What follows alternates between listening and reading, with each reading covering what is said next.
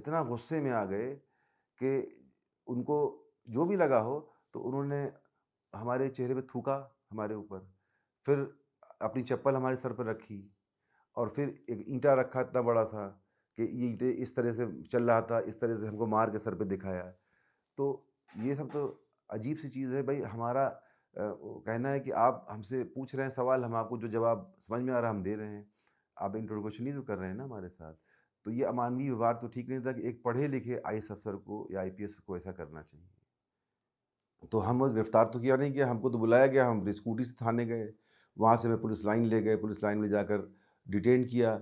हमसे कुछ फ़ोटो दिखाकर पूछताछ की गई, ये कौन है, ये कौन है? उनका एलिगेशन हमारे ऊपर नहीं था।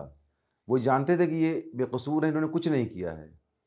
लेकिन वो सिर्फ़ पता करने के अलावा वो चाह ये रहे थे कि एक मशहूर फ़िगर हैं, जाने-माने यहाँ पर फ़िगर है और ये एक सामाजिक अच्छे कार्यकर्ता हैं, पॉलिटिकल भी हैं, सोशल भी हैं।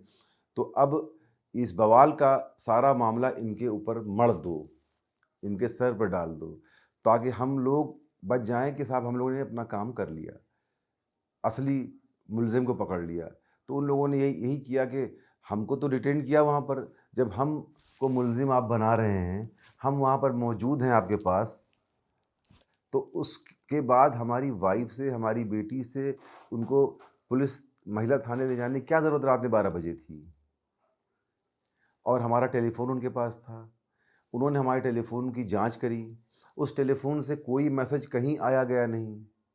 जो मैसेज हमारे पास एक आया था, वो मैसेज 1 दिन पहले हमने सिटी मजिस्ट्रेट को फ़ॉरवर्ड किया था, वो रिकॉर्ड पे था। और जो एडमिनिस्ट्रेशन की बातें हमसे व्हाट्सएप पर हो रही थी, वो सब रिकॉर्ड पर थी। इसी मैटर को लेकर, आंदोलन को लेकर जो वहाँ पर होने वाला था। तो ये एक अन्यायपूर्ण कार्य किया गया और इल्लीगल हैरेसमेंट हमारा तो किया ही उन्होंने, जो किया, और हमारी वाइफ़ का, हमारी बेटी का भी इल्लीगल हैरेसमेंट किया।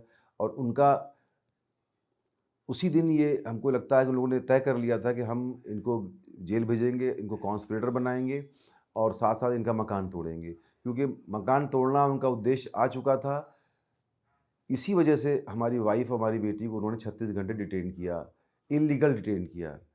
और जब वहाँ पर कुछ एडवोकेट्स गए, तब उन्होंने उनको छोड़ा वहाँ से, और ये कहकर छोड़ा कि आप घर नहीं जाएँगे, क्योंकि संडे को घर तोड़ना था उनको। और वो लोग घर जा भी नहीं पाए डर के मारे, चूँकि इतना माहौल संगीन बना दिया था, इतना डरा दिया था शहर में लोगों को कि उस दिन जब हमारा मकान तोड़ने की बात आई, तो हमारे घर के लोग, हमारे मोहल्ले के लोग, हमारे रिश्तेदार, हमारी वाइफ़, हमारी बेटी-बेटे, कोई भी कागज़ प्रोड्यूस नहीं कर पाया कि ये मकान जावेद मोहम्मद के नाम नहीं है। आपने जो नोटिस रात में चोरी से लगाई है, वो जावेद मोहम्मद के नाम लिखी है, और उस नोटिस की कॉपी हमारे घरवालों को दी नहीं गई। जब भी कोई पीडीए का, डेवलपमेंट अथॉरिटी का, इस तरह का मैटर होता है, तो उसमें वो नोटिस इश्यू करते हैं, नोटिस इश्यू करने के बाद जवाब लेते हैं। जवाब लेने के बाद फिर कोई कार्रवाई करते हैं आगे। मकान नहीं तोड़ देते सीधा यहाँ पर। यहाँ तो उन्होंने सीधा जावेद मोहम्मद के नाम स्लिप लगाई अपनी, लगाने के बाद उन्होंने ये भी नहीं तस्दीक किया कि ये मकान वाक़ई उनके नाम है या नहीं है। उनका है या किराए का, किसका है मकान? ये जाँच का विषय था ना, तो बिना जाँच के तो नहीं करना चाहिए था। लेकिन उन लोगों ने इनजस्टिस किया इस मामले में भी, जल्दबाज़ी करी। उनका उद्देश्य मकान को तोड़ना था, हमें डैमेज करना था, इल्लीगल हमें फँसाना था और हमको जेल भेजना था, और उन्होंने उस काम को बड़े आराम से किया। फ्राइडे को शाम को हमको ले गए, सैटरडे को उन्होंने हमको जेल भेजा रात में, शाम को 7 बजे के बाद 8 बजे, 11 बजे नैनी जेल पहुँचे हम लोग, और उसके बाद संडे को सुबह 11 बजे कार्रवाई कर दिया उन्होंने। तो अब ये बताइए आप कि उनको समय कहाँ मिला जाँच करने का कि ही इज़ कल्प्रिट और नॉट, हम उसमें गुनहगार हैं या नहीं? एडमिनिस्ट्रेशन ने 24 घंटे में जाँच कर लिया इसकी। कोई भी डिसीज़न, कोई भी सज़ा होती है तो जाँच की बुनियाद पर होती है, जब उसमें ऑथेंटिक सबूत मिलते हैं। हमारे खिलाफ कोई ऑथेंटिक सबूत नहीं है उनके पास। हमारा मोबाइल उनके पास था, मोबाइल की जाँच किया, उन्होंने मोबाइल में कुछ नहीं मिला।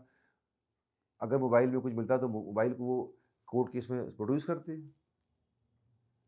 कोई सबूत नहीं। हम उस दिन अपने घर से निकले ही नहीं। सुबह से शाम तक जुमे की नमाज़ अपने बगल की मस्जिद में हमने पढ़ी, घर में आ गए।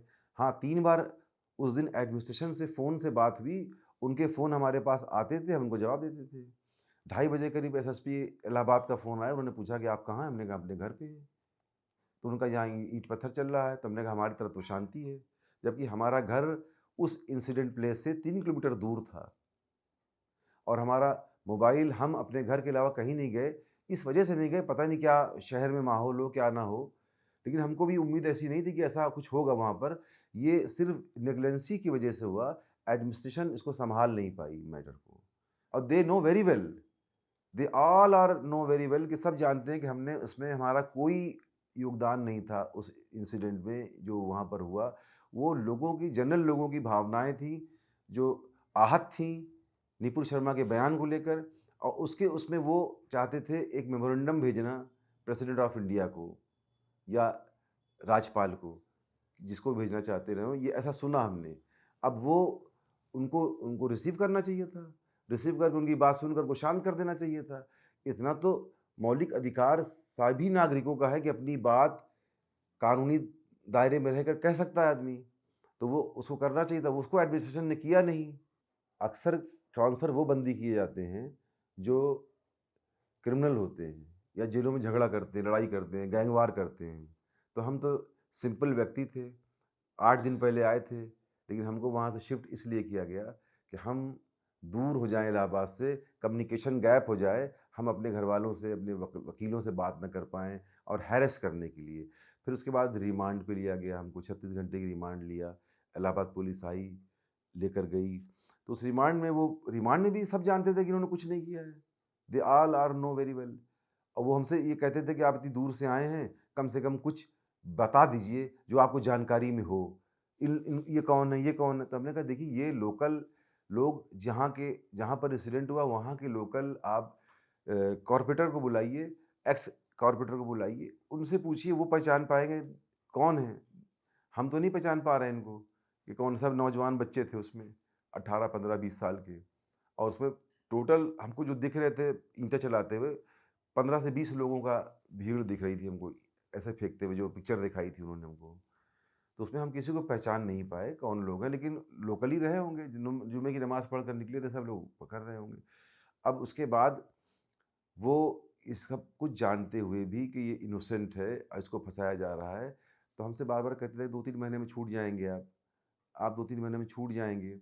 लेकिन वहाँ का जो मेन पुलिस ऑफ़िसर था, आईपीएस था, वो उसने हमारे साथ ठीक नहीं किया और अमानवीय व्यवहार किया, जो एक इंसान के साथ दूसरे इंसान को नहीं करना चाहिए।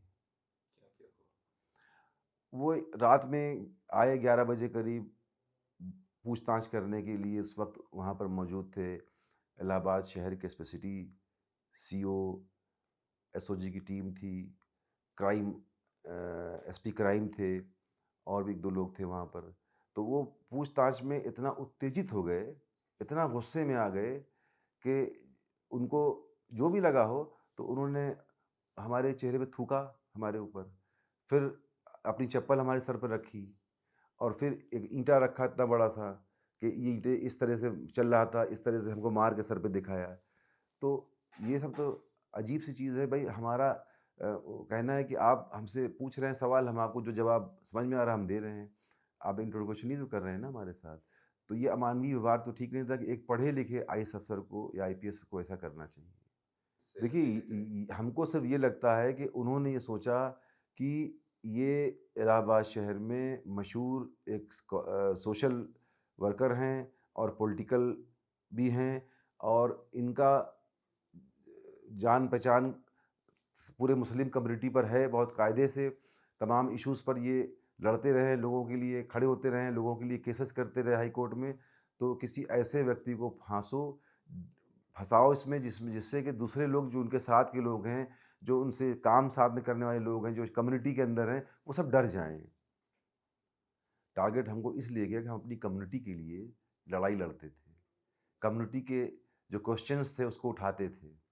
चाहे कब्रिस्तान का मामला रहा हो या और कोई सोशल वैल्यूज़ पर रहा हो, तो उनको लगा कि इस आदमी को डैमेज करना है, तो मेन टारगेट उन्होंने हमको किया, सवा सौ लोगों को बंद किया। सवा सौ लोगों की ज़मानतें हाई कोर्ट से धीरे-धीरे करके 2 महीने, 4 महीने, 6 महीने में हो गई सबकी। लेकिन हमारे साथ क्या था, उनको हमें रोकना था कि हमको फँसा के रखना था कि हम आने वाले 2 साल, 3 साल तक बंद रहें, जो इलेक्शन 24 का होने वाला है, उस तक बंद रहें। ऐसा हमको लगता है। तो उसमें उन्होंने जैसे हमारे एक केस ख़त्म होते थे दूसरा केस लगा देते थे। उन्होंने पहले हमारे ऊपर 5 केसेज़ लगाए, 20-20 धाराओं में जेल भेज दिया। That's all. अब वो हाई कोर्ट, लोअर कोर्ट का मैटर हो गया, पुलिस का मैटर तो ख़त्म हो गया ना वहाँ से। अब हम उसमें अपनी बात कोर्ट से कहेंगे, कोर्ट से ज़मानत लेंगे, कोर्ट में ट्रायल करेंगे, कोर्ट अगर बाद में सज़ा देगी तो सज़ा झेलेंगे और छोड़ देगी तो ख़त्म किस्सा होगा। तो उस केस में वो नहीं चाहते थे कि कोर्ट हमको छोड़े। कोर्ट हमको छोड़े तो वो एक के बाद एक नया केस ला रहे थे। एक 1 ही डेढ़ महीने बाद उन्होंने एनएसए इम्पोज़ कर दिया हमारे ऊपर। एनएसए लगाने के बाद उसमें वो एनएसए की जो हाई कोर्ट में प्रोसीडिंग होती है, उसको नहीं होने दिया ठीक से। उस प्रोसीडिंग में वो रुकावट पैदा करते थे। समय पर डेट के दिन अपीयर नहीं होते थे सरकारी एडवोकेट्स।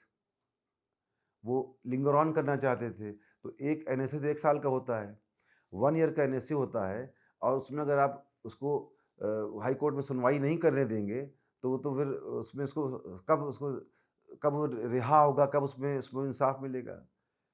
फिर भी हमारे घर के लोगों ने, हमारे एडवोकेट्स ने काफ़ी मेहनत करके उसमें पूरी उसकी सुनवाई पूरी कराई और वो एनएसए का जो मैटर था वो 8 महीने में कंप्लीट हो गया। 8 महीने के बाद जब कंप्लीट हो गया तब कोर्ट का काम था जजमेंट देना, येस और नो। अगर 8 महीने के बाद जजमेंट हमारा हमारे फ़ेवर में आता तो एनएसए हमारे पास से ख़त्म हो जाता। लेकिन कोर्ट में क्या उन्होंने लोगों ने किया, कोर्ट को क्या बताया कोर्ट को, कोर्ट ने उसको रिज़र्व कर लिया। रिज़र्व करने के बाद ये हम समझते हैं कोर्ट की कमी थी कि कोर्ट ने उसको आज तक रिज़र्व रखा और 1 साल पूरा हो गया, एनएसए ख़त्म में हो गया, उसमें ऑर्डर ही नहीं आया।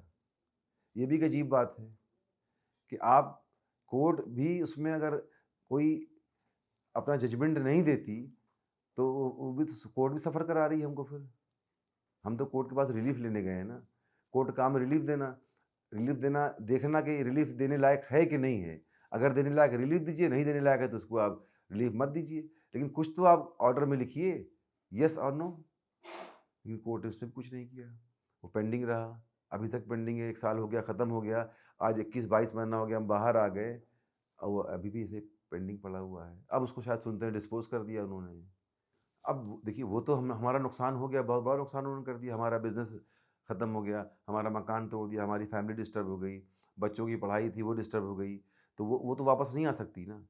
और अब जो हमने अपने मकान तोड़े जाने का एक केस इलाहाबाद हाई कोर्ट में रखा है, जमा किया है, तोड़ने के 9 दिन के बाद कि इल्लीगल इन्होंने कार्रवाई करी है, उस पर भी वो गवर्नमेंट से एडवोकेट कार्रवाई होने नहीं दे रहे हैं।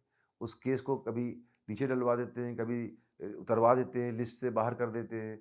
यानी कि उनके पास कोई जवाब है नहीं अपनी में सफाई देने का, इसलिए वो केस से भाग रहे हैं और कोर्ट भी उसका संज्ञान नहीं ले रही है। कोर्ट को संज्ञान लेना चाहिए कि आज 21 महीने से एक आदमी सफ़र कर रहा है, उसका मकान टूटा, उसकी फैमिली किराए के मकान में रह रही है। कहाँ से पैसा आ रहा होगा, कैसे उसका घर का काम चल रहा होगा, उसका जेल में कैसे काम चल रहा होगा। तो ये सब चीज़ों को भी कोर्ट भी संज्ञान नहीं ले रही है और हम लोग, हमारी फैमिली सफ़र ही कर रही थी अभी तक।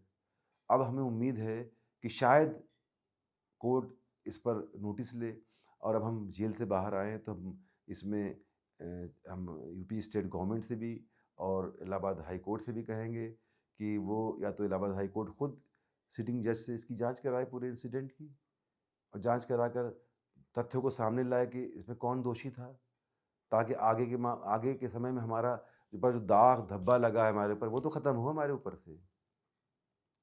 वो तो तभी ख़त्म होगा ना जब तक क्लीयरेंस नहीं आएगा इसका।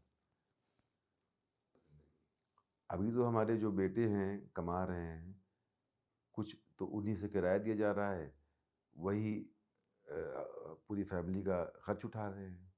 वही लोग जो है जेल में हमें भी कुछ भेजा करते थे खर्चे के लिए, इसी से खर्च चल रहा है। अगर बेटे ना नौकरी कर रहे होते, कमा नहीं रहे होते, तो फिर और प्रॉब्लम होती, फिर हमें लोगों के सामने हाथ फैलाना पड़ता। तो अल्लाह का शुक्र है कि ऐसा कोई मामला पेश नहीं आया, लेकिन नुकसान तो बहुत बड़ा हुआ, हमारा पूरा बिज़नेस ख़त्म हो गया। अब हमें फिर से दोबारा रीएस्टेब्लिशमेंट करना पड़ेगा, क्योंकि हम अपना बिज़नेस जो करते थे, जो उससे पैसा कमाते थे, उसी से फैमिली चलती थी और उसी से तमाम खिदमत खल्क़ और तमाम सोशल वैल्यूज़ पर काम करते थे, अपने ही पैसे से। कोई ऐसी संस्था है, कोई चंदा तो था नहीं हमारे पास कि हम कहीं से कलेक्ट करते थे और खर्च करते थे। और हमने अपने इलाहाबाद शहर के अंदर बहुत से बड़े-बड़े काम किए हैं। एक फ्री ओपीडी चलाई, एक लाइब्रेरी चलाई बच्चों के तालीम के लिए कि उसमें आईएसपीसीएस की तैयारी के लिए बच्चे आएँ और अभी भी चल रही लाइब्रेरी वो। एक फ्रीडम फाइटर थे इलाहाबाद में मौलवी लियाकत अली, स्वतंत्रता संग्राम सेनानी मौलवी लियाकत अली के नाम से एक लाइब्रेरी चल रही है इलाहाबाद शहर में। और वहाँ कम से कम ग्रेजुएट बच्चे जो हैं 40 से 50 बच्चे स्टूडेंट्स हैं जो आते हैं पढ़ने, उसमें उनको कॉम्पिटिशन्स की बुक्स भी मिलती हैं और उनके कोर्स की बुक्स भी मिलती हैं और वो पढ़ते हैं। उसी तरह ओपीडी चलाते थे जो इंटीरियर के गाँव थे, वहाँ ओपीडी वैन से होती थी, उसमें फ्री दवा दी जाती थी उन लोगों को। तो ये सब काम बहुत चल रहा था और ये सब काम एक सोशल सामाजिक था और गरीबों के लिए था कि लोगों को जो जिन-जिन गाँव में कोई जा नहीं पाता, जिनके पास पैसा 5-10 रुपए भी नहीं होता, 20 रुपए दवा कहाँ से लेंगे वो? उनको दवा वो सब फ्री दिलवाते थे हम लोग। अपने पास से पैसे कलेक्ट करके 4 से 10 लोग हुआ करते थे जो थोड़ा-थोड़ा पैसा देते थे, तो उससे दवा खरीदी जाती थी और बाकायदा ओपीडी होती थी। तो आपका डर था उस टाइम क्या हो जाएगा, आपका बीवी और बच्चे को भी देखिए, हमको तो ये सब बात बहुत बाद में मालूम हुई कि हमारी बेटी को, हमारी वाइफ़ को डिटेन किया उन्होंने। जब तक हम जेल में थे, जब तक कोई घर से मिलने नहीं आया तो पता ही नहीं चला हमको। लेकिन ये बात हमने अखबारों में सुनी कि नाम उसमें हमारी बेटी का जो अलीगढ़ मुस्लिम यूनिवर्सिटी से वुमेंस कॉलेज में प्रेसिडेंट रही और फिर जेएनयू में काउंसलर बनी, उसको भी घसीटना चाहते थे। लेकिन चूँकि उसका कोई इन्वॉल्वमेंट था नहीं, वो तो इलाहाबाद रहती ही नहीं थी, आती थी चली जाती थी। लेकिन ये है कि वो उसको भी डैमेज करना चाहते थे। इसका मतलब ये है कि वो एक सोची-समझी राजनीति के तहत ये सब कराया जा रहा था कि इनको इसी के बहाने डैमेज करो। इनको भी डैमेज करो, उनकी बेटी को भी डैमेज करो और उनके घर के लोगों को भी डैमेज करो, उनका घर तोड़ दो, ताकि ये दोबारा उठ ना पाएँ। अब हमारे फ़ादर की डेथ हुई, हमारी फैमिली ने बहुत कोशिश किया कि पैरोल मिल जाए हमको, हम मिट्टी में शामिल हो जाएँ। हमारी बहन थी, उसकी डेथ हो गई, उसमें नहीं जा पाए।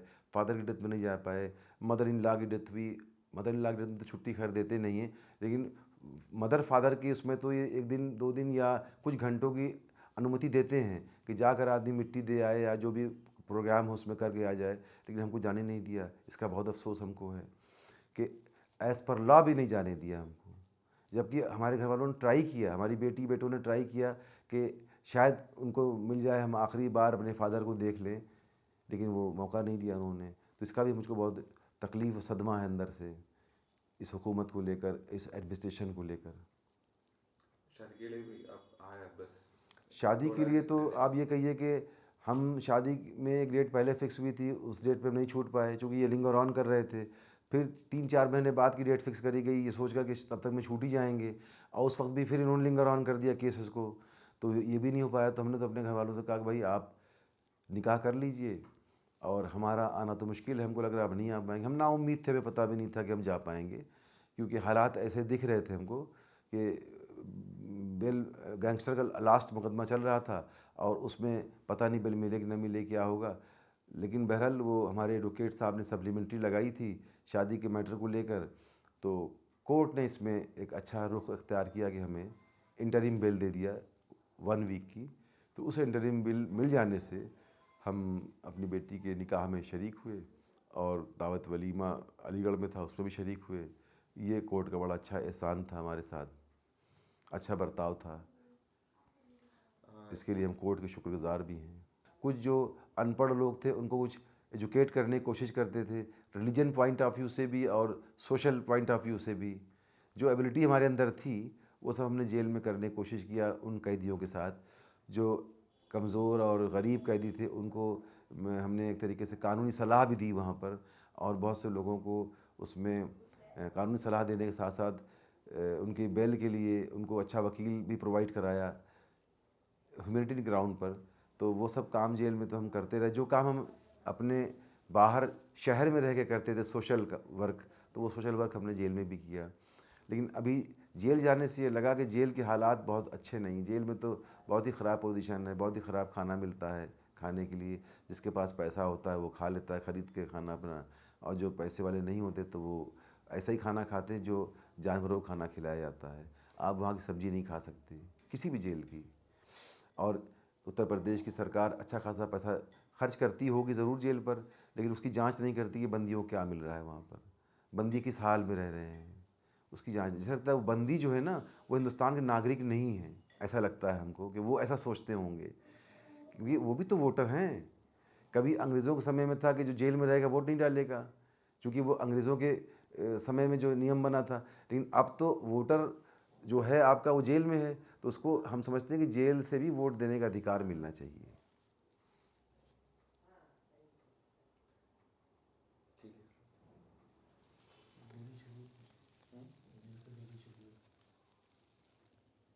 आपका जेल का डेली शेड्यूल क्या था?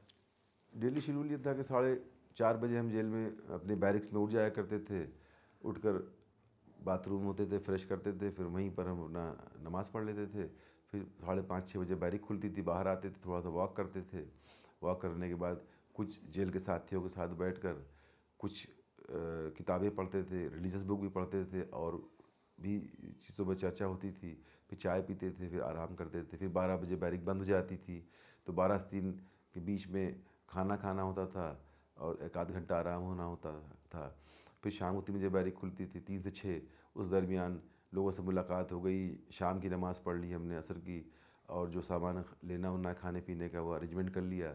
फिर 6 बजे बैरिक बंद हो जाती थी। सुबह 6 बजे, शाम 6 बजे से लेके सुबह 6 बजे तक बैरिक बंद रहती थी। तो 12 घंटा, यानी कि हम लोग खाना जो जेल का होता था वो 4:30-5 बजे सर्व कर देते थे।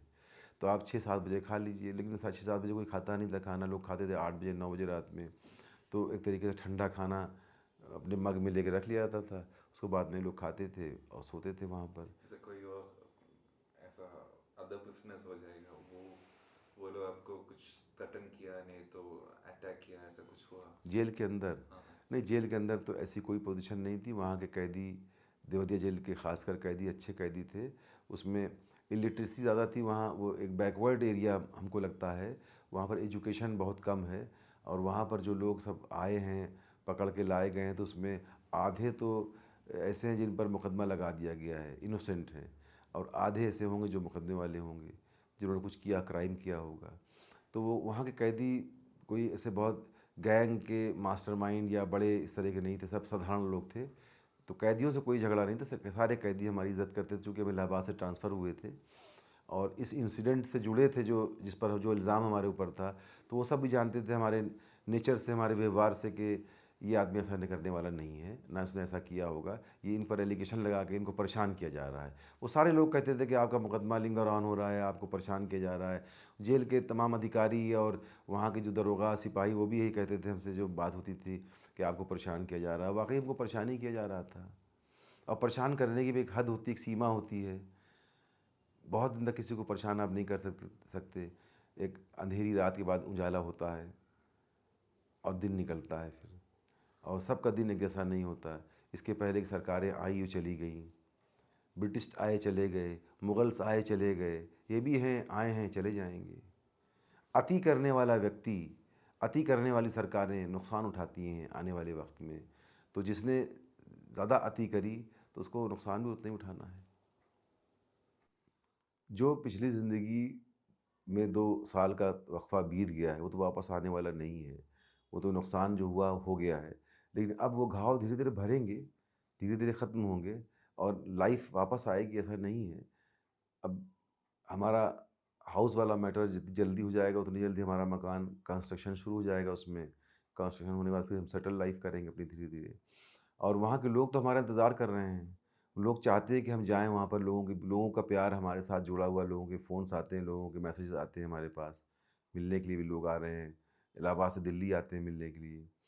अब ये सारी चीज़ें जो हुई हैं, वो एक तरीके से कराया गया है।